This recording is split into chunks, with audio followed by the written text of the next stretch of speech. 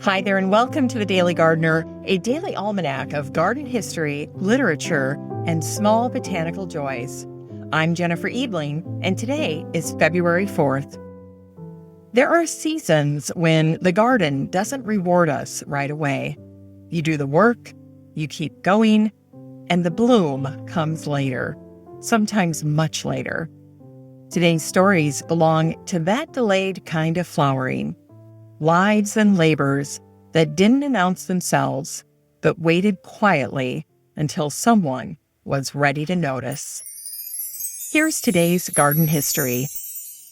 It was on this day in 1821 that Frederick Goddard Tuckerman was born. Frederick entered the world in Boston into comfort and education, but the life he chose was narrower and deeper. He studied at Harvard, trained in law, and then stepped away from it. The work didn't suit him. What did instead were long walks, careful reading, and the patient observation of the natural world.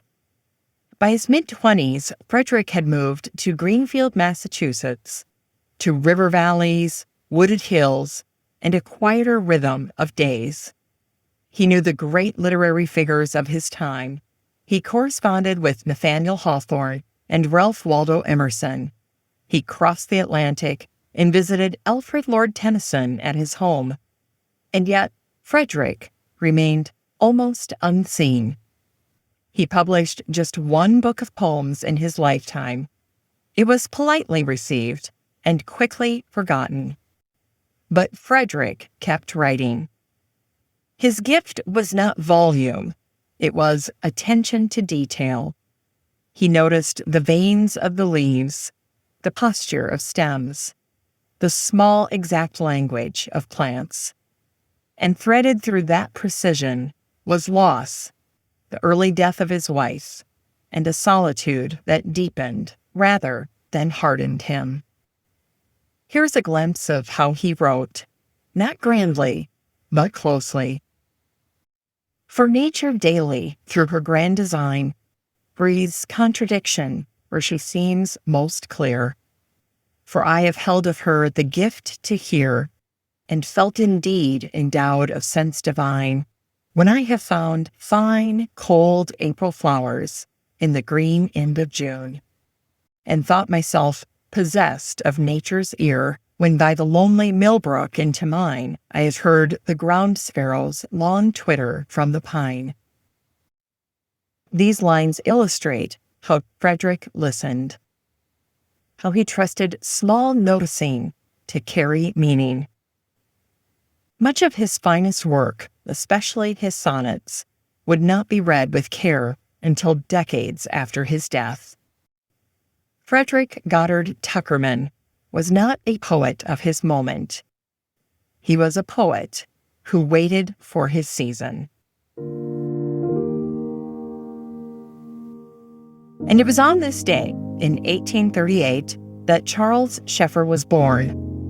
Charles trained as a physician in Philadelphia and served in military hospitals during the Civil War years. But alongside medicine, he kept another practice, the slow, devoted study of plants. Each summer, he traveled farther west until the Canadian Rockies and the Selkirk Mountains began to draw him back again and again. He collected specimens, photographed them, and learned the alpine flora the way gardeners always do, by returning. Later, Charles married Mary Townsend Sharples, 23 years his junior, and she became his companion in the field, painting and photographing the flowers he studied. When Charles died in 1903, their work didn't end. Mary carried it forward. Years later, their shared labor became a book, Alpine Flora of the Canadian Rocky Mountains, published with Mary's illustrations and text completed by a fellow botanist who understood what Charles had been building. Proof that sometimes a garden is planted by one pair of hands and tended by another. In today's Unearthed Words, we hear an excerpt from the English poet Alfred, who once wrote, "Exclusiveness in a garden is a mistake as great as it is in society." It's a thought that fits February. This is the month of narrowing, short lists, careful choices, quiet decisions. But gardens, like lives, often flourish best when something is left unplanned.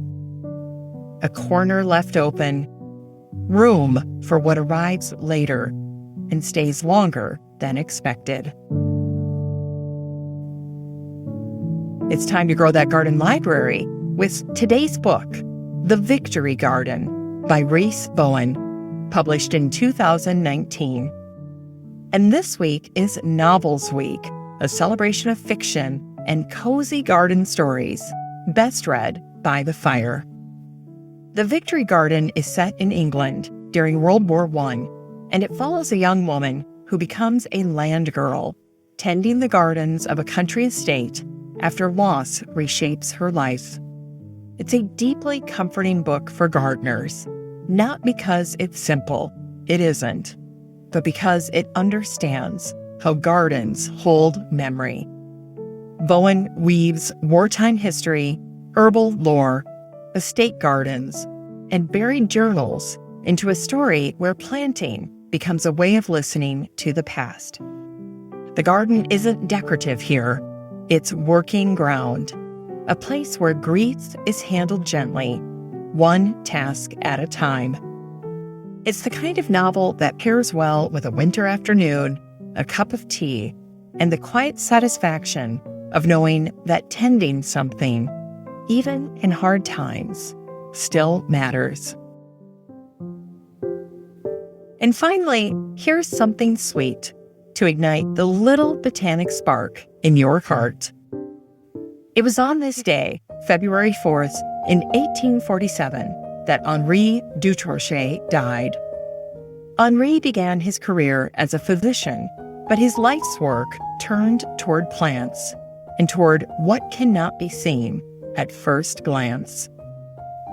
He studied how sap rises, how cells take in water, how a leaf uses its green pigment, chlorophyll, to do the quiet work that sustains the whole plant. Henri gave us the word osmosis, a movement so steady and subtle, it looks like stillness. He also helped explain geotropism, the way plants respond to gravity. Roots follow gravity and lift upward, each part knowing where it belongs, without instruction, without urgency. Stillness and movement we cannot see. That's the February lesson. Even now, especially now, the important work is happening out of sight, in roots, in buds, in seeds, waiting for their turn. As we close the show today, remember, some things don't announce themselves when they begin. They take their time. They wait for the right conditions. And the garden understands this. And quietly in February, it keeps going. Thanks for listening to The Daily Gardener. And remember, for a happy, healthy life, garden every day.